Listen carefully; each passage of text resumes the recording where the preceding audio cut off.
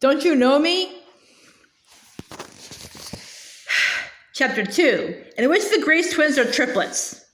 Jared couldn't move from the doorway. He heard the clanging of swords and cheering, but the sound seemed to come from far away. He watched in horror as the coach confronted his double. The man got red in the face, and some of the other players looked at Jared's double in shock. Great, Jared grimaced. There was no way he could explain this. The coach pointed toward the large gym door, and he watched not Jared stalk toward it and toward him. As not Jared got closer to Jared, it smirked. Jared clenched his hands into fists. Not Jared passed Jared without a single glance, slamming through the double doors. Jared wanted to find some way to wipe that smile off his face. He followed after it into a hallway lined with lockers. Who are you? Jared demanded. What do you want? Not Jared turned to face him, and something in its eyes made Jared go cold all over. Don't you know me? Am I not your own self? Its mouth curled into a sneer. It was strange to watch it move and speak. It wasn't like watching Simon with his tidy hair and the smear of toothpaste on his upper lip, and it wasn't quite himself either. The hair was messier, and the eyes were darker and different. It took a step toward him. But not Jared. Jared took a step back, wishing for any kind of fairy protection, and then he remembered the pocket knife in his jeans. Fairies hated iron, and steel was at least part iron. He opened one of the blades. Why don't you all just leave us alone? The creature threw back its head and laughed. You can never get away from your own self. Shut up! You're not me. Jared pointed the knife at his double. Put that toy away, not Jared said, its voice low and harsh. I don't know who you are or who sent you, but bet I know what you're looking for, said Jared. The guide. Well, you're never going to get it. The creature's grin widened into something that still wasn't really a smile. Then suddenly it shrank back as though frightened. Jared watched in amazement as the not Jared's body shrank, its dark hair paled into a sandy brown, and its now blue eyes went wide with terror. Before Jared could fully comprehend what he was seeing, he heard a woman's voice behind him. What's going on here? Put that knife down. The vice principal rushed up, grabbing Jared's wrist. The pocket knife clattered to the linoleum floor. Jared stared at the blade as the sandy-haired boy ran off down the hall, his sobs sounding a lot like laughter. I can't believe you brought your knife to school, Simon whispered to Jared as they sat together outside the vice principal's office. Jared shot him a look. He had explained several times, even once to the police, that he was only showing the kid the knife, but they never found the other boy to confirm the story. Then the vice principals had asked Jared to wait outside. Their mother had been in the vice principal's office a long time, but Jared couldn't hear what was going on. What kind of ferret do you think that thing was? Simon asked.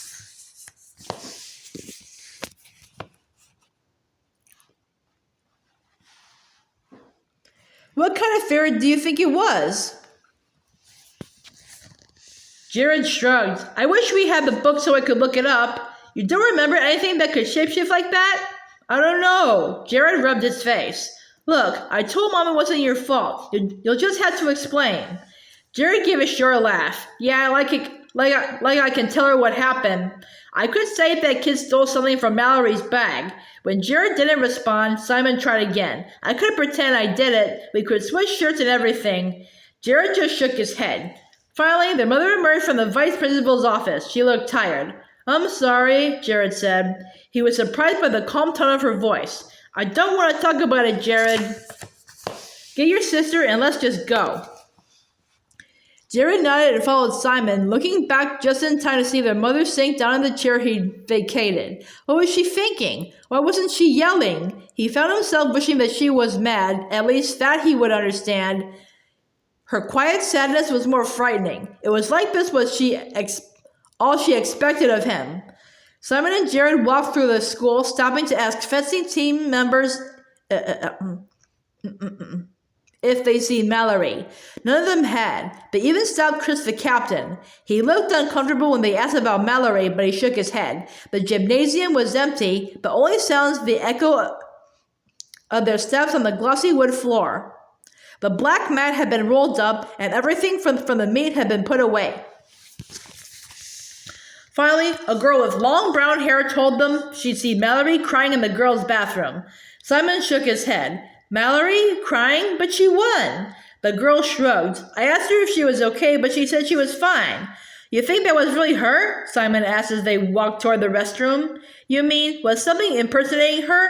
Why would a fairy turn into Mallory and then cry in a girl's bathroom? I don't know, said Simon. I'd cry if I had to turn into Mallory. Jared snorted. So, you want to go in there and look for her? I'm not going to the girls' room, Simon said. Besides, you're already in so much trouble, there's no way you can get into more. I can always get into more trouble, Jared said with a sigh. He pushed open the door. It looked surprisingly like the boys' room, except there were no urinals. Mallory? He called. No answer. He peered under the stalls but didn't see any feet. He pushed open one of the doors gingerly. Even though there was no one in there, he felt weird, jumpy, and embarrassed. After a moment, he darted back out into the hall. She's not in there? Simon said. It's empty. Jared glanced past the line of lockers, hoping no one had seen him.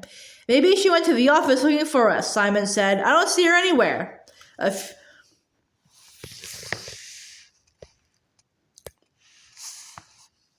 Mallory?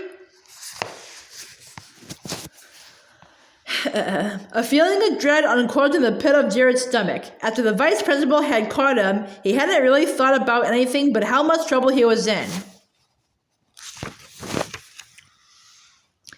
But that thing was still running around the school. He remembered how the creature had looked through Mallory's bag at the match. What if she went outside? Jared said, hoping that they could still find her before it did. She could have gone out to see if we were waiting by the car. We could look, Simon shrugged. Jared could tell he wasn't convinced, but they walked outside anyway. The sky had already deepened to purples and golds. In the dimming light, they walked past the track and the baseball field. I don't see her, Simon said. Jared nodded. His stomach churned with nervousness. Where is she? He wondered. Hey, Simon said. What's that? He walked a few feet and leaned down to pick up something shining in the grass. Mallory's fencing medal, Jared said. And look, on the grass, large chunks of rock formed a circle around the medal. Jared knelt down beside the largest stone. Engraved deeply in the rock was a word, trade. Stone, Simon said, like from the quarry.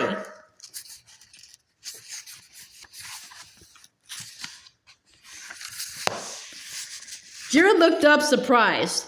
Remember the map we found? It said dwarves live in the quarry, but I don't think dwarves can shapeshift. Mallory could still be inside with Mom. She can't be in the office waiting for us. Jared wanted to believe it. Then why is her medal out here?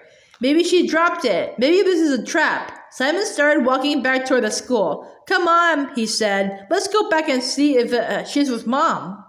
Jared nodded numbly. When they got back inside, they found their mother in the school entrance, talking into her cell phone. Her back was to them, and she was alone. Although their mother was speaking softly, her voice traveled easily to where they crouched. Yeah, I thought things were getting better too.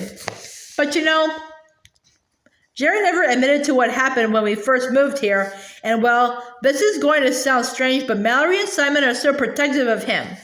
Jared froze, both dreading what she was going to say and unable to make himself do anything to stop her from continuing. No, they deny he ever did any of those things, and they're keeping something from me. I can tell by the way they stop talking when they come into a room, the way they cover for one another, especially for Jared. You should have heard Simon tonight, making up excuses for his brother pulling a knife on that little boy. Here she made a choked noise and began crying. I just don't know if I can handle him anymore. He is so angry, Richard. Maybe he should go and stay with you for a while.